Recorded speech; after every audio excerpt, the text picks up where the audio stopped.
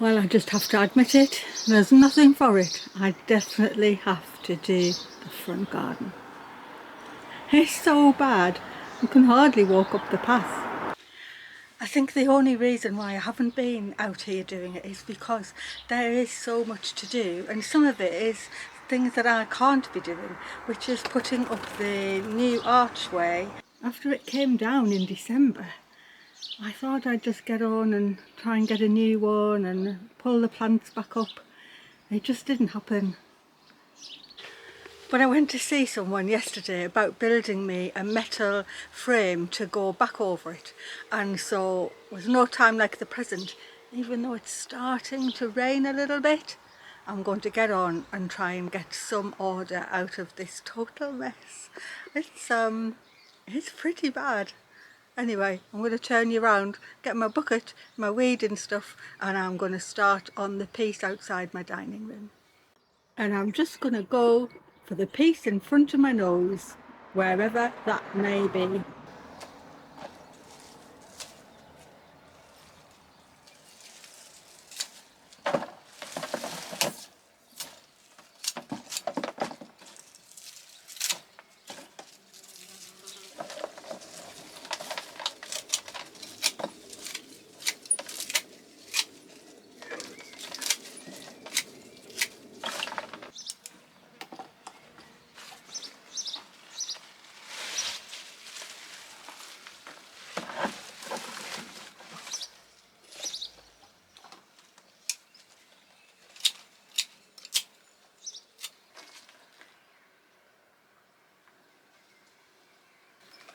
At least this Philadelphus is now just about going over, so I can give it a good prune back of all the flowered stems. Oh, there's the rain. You're going to have to go inside, everyone. Well, I've had to abandon the front garden for the moment. I did carry on doing some more pruning on that Philadelphus, but the rain just got too bad and the winds got up again. So I've come back up here to do a little bit of harvest for tonight's tea. And I just feel amazed that I am being able to harvest something for tonight's tea. I've been having lettuces quite a lot and the odd strawberry. But now I've actually got my courgettes, and I saved the ones from the other day, and they're going with the ones I'm getting now from in here and one from outside, and I'm going to be doing something for the tea with them tonight. These are another two beauties. So I'm going to be grilling these, half them, grill them, and then make a salad with all my leaves.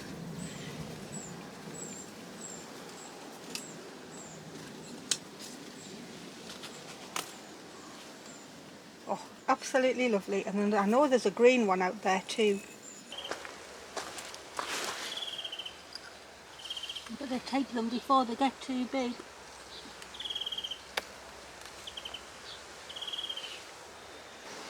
Well, I'm pleased with that. That's going to be the first time I can properly cook anything other than lettuce, but they're going to make a lovely salad for tonight. It's the next morning. As you can see, I did manage to carry on yesterday in the rain, and I just got the Philadelphus pruned and I got the bottom cleared out a bit, which was really good. Also, I found a lovely tree stump in there that I'd forgotten about. Well, when I say tree stump, it's I dug out a big buddleia, and that was so lovely. I left it there, but I'd forgotten all about it, so that'll be going in the back garden. Anyway, I'm back out this morning and I am actually going to tackle this. And I think partly it's the reason why I haven't been out here clearing up like I should have, because when this came down in December, it was quite upsetting that the whole thing had collapsed. What I should have done then, instead of just cutting my pathway out, I should have been pruning it, but I didn't want to. And then in the spring when it started to grow, I kept thinking I'd put an archway back up.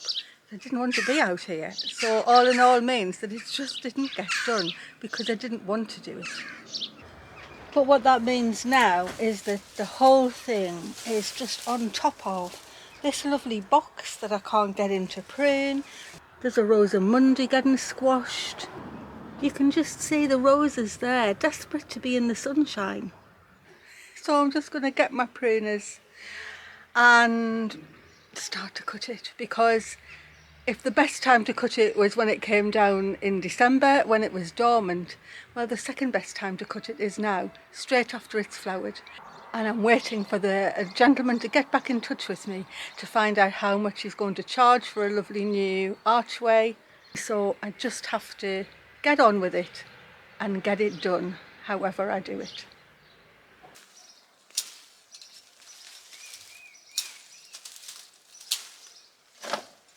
I will definitely be having to get something more substantial than what was here. When you look at it, there is such a weight to these plants. So, I don't know. Poor thing. Look, here's a rose coming out. It's just been totally squashed. Box is under there. Well, 90% of the poor clematis is gone. I've pruned it back to an absolute framework, which I've got hooked up into the dogwood. Rosamunde is going to get some sunshine anyway. I'm going to prune the box that was hidden totally underneath and has managed to keep growing. I didn't realise how bad my fence was. This is actually totally gone. And the post. And the gate post, which is loose. So there's another big thing in order.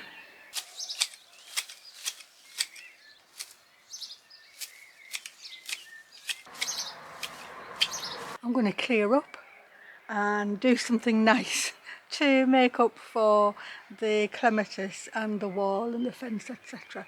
Because I've got a dining chair here and I adapted it for plants quite a long time ago.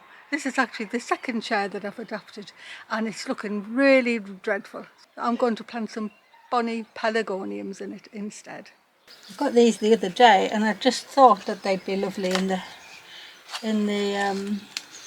chair. At least my front garden will start and look a bit cared for again.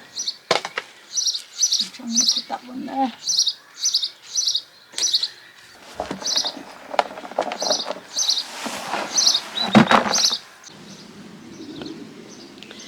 Well, I did another full day out here and so it's a lot better than it was. But the poor clematis has been pruned down to an absolute stalk. I'm not sure whether it's going to manage to stay when the new archway gets put in, or whether I'll have to dig it up entirely. The lavender I can't really do much about until it's finished, so that can stay as it is for the moment. At least the bees will like it.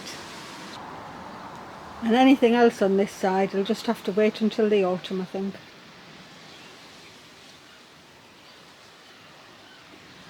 And on the other side, I absolutely just started to go for it. I was pruning all the dead wood out. The poor honeysuckle's been left as a stalk. I think they might have to get dug out to let a new arch come inwards. I think I'm actually going to be taking that Photinia hedge out entirely, but it won't be till the autumn. But at least you can walk up the path now, and the chair looks welcoming with its pretty pelargoniums. What it's done is it's made me have a big think about the front garden in the same way as I'm doing about the back. And I've got a feeling that this little side behind me, which is outside the sitting room, is probably going to come out entirely. And I'm going to replace it with some flowering shrubs and probably a bit of a rose hedge. So that's all to be planned for the autumn. And in the meantime, that will stay to give me a bit of privacy from the front road and a bit of shelter into the garden. But it's going to get a serious prune. It won't be today. It's raining. I'm sheltering under the door at the moment and the wind just hasn't let up lately. Well, I've come up to shelter from the rain, which you might be able to hear on the polytunnel roof.